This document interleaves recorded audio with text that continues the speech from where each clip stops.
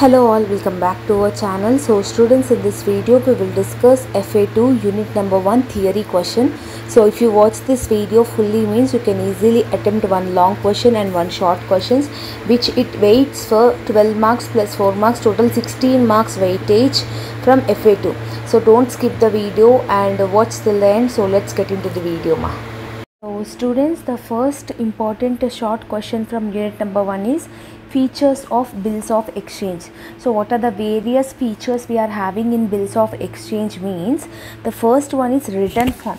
Okay, so a bill of exchange will be a written form. Okay na, oka bill of exchange అనేది జరుగుతున్నప్పుడు return form లేకపోతే అంటే రిటర్న్గా ఏదైనా ఒక receipt కానీ ఏం లేకపోతే అది బిల్స్ ఆఫ్ ఎక్స్చేంజ్ ఫీచర్ అనేది కాదు. Second one order to pay. After certain period of time, whatever the time you have taken, whatever the time they have given, you need to pay back the amount. Okay, so that is order to pay. Third one is unconditional. Unconditional means it should not contain any conditions because the condition order must be payable. Okay, so after ఆ particular period of time తర్వాత మీరు ఇంకా కట్టలేని పరిస్థితిలో ఉండకుండా అలా ఉండకూడదు అని అంటున్నారు. సో మీరు ఏ టైం వరకు అయితే అన్నారో 1 ఇయర్లో కాబట్టి ఫస్ట్ మంత్లో ఇంత కట్టేస్తా అన్నప్పుడు మీరు కట్టేయాలి. ఓకేనా, so next one main parties. Main parties ఎవరెవరు ఉంటారు? Drawer, drawee, payee. డ్రావర్ అంటే ఎవరైతే పైసలు ఇస్తున్నారో, బిల్ ఇస్తున్నారో. డ్రాయీ అంటే ఎవరైతే బిల్ని రిసీవ్ చేసుకుంటున్నారో.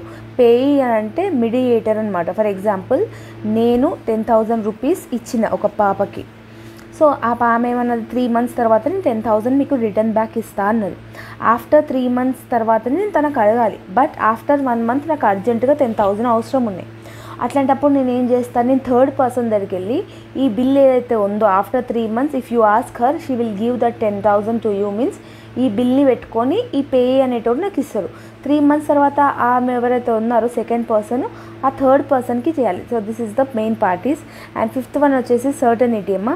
ఆ బిల్ అనేది ఒక పర్టికులర్ పీరియడ్ ఆఫ్ టైం వరకే ఉండాలి. అండ్ నెక్స్ట్ క్వశ్చన్ ఈజ్ మా renewal of bill. What is the renewal of bill? ఆ పర్టికులర్ టైం వరకు వాళ్ళు కట్టకపోతే ఎక్స్ట్రా టైంని మనం అడుగుతాం. Okay, they will have ask for extra time, that is called renewal of bill. Renewal of bill అనేది అంటే ఇది. If drawer accepts the request then drawee get some extended period of time which avoids instead of bill. ఇప్పుడు నేను ఒక person దగ్గరికి వెళ్ళి 10,000 తీసుకున్నా, 1 month తర్వాత ఇస్తాను. సో 1 month తర్వాత నాకు మనీ అనేది అరేంజ్ అవ్వలేదు. అట్లాంటప్పుడు నేను ఏం చేసిన, మళ్ళీ అందరికి పోయి నాకు ఇంకొక ఎక్స్ట్రా 1 month ఇవ్వండి, దాన్ని బిల్ని రెన్యువల్ చేయండి అని చెప్తున్నా. ఒకవేళ ఆ పర్సన్ అగ్రీ అయితే, డ్రావర్ అగ్రీ అయితే, సో ఆ రెన్యువల్ ఆఫ్ బిల్ అనేది జనరేట్ అవుతుంది.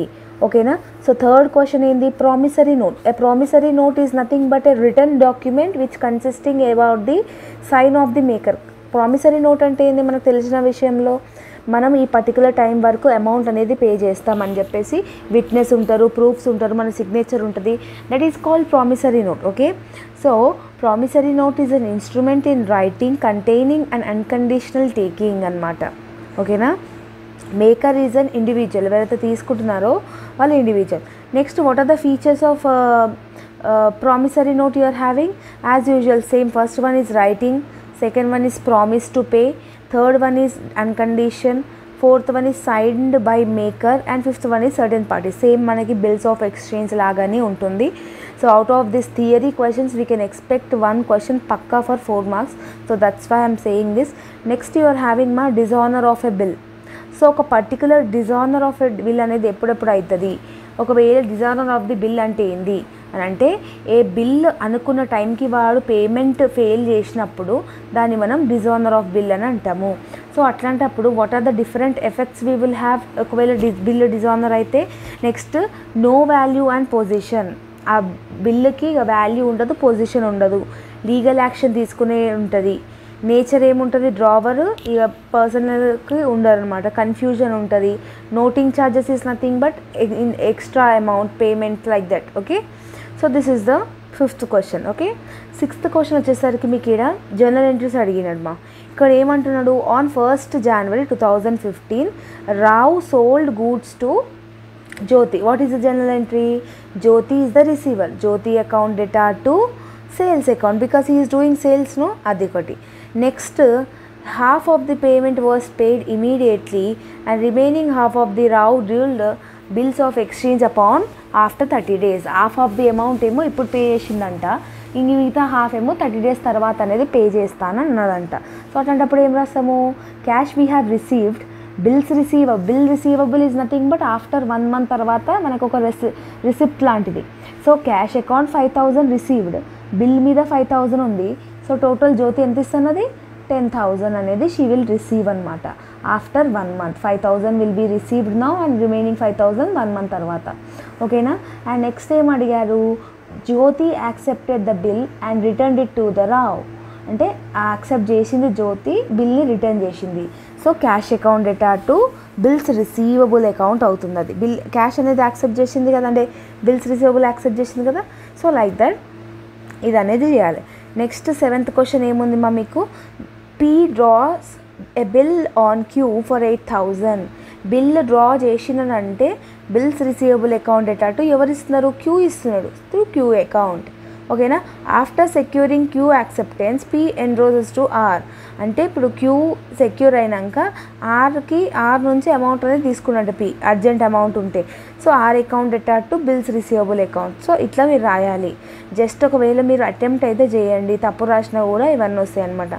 నెక్స్ట్ లాంగ్ క్వశ్చన్కి we can expect one theory question pakka from unit number 1 for 12 marks. What is that important question is, define bills of exchange, explain the characteristic features of bills of exchange. Bills of exchange is nothing but a writing which contains an unconditional order signed by the maker during a particular period of time. Okay.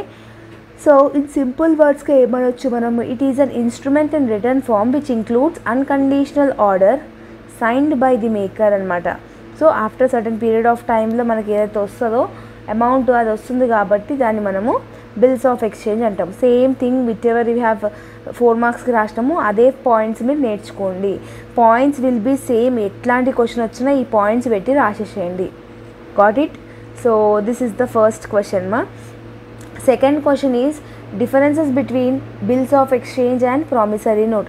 ఇది ఏదైతే ఉందో ఈ differences out of this 2 questions, either first question అయినా second question అయినా ఈ 2 క్వశ్చన్లకైనా compulsory ఒక 12 marks question వస్తుంది.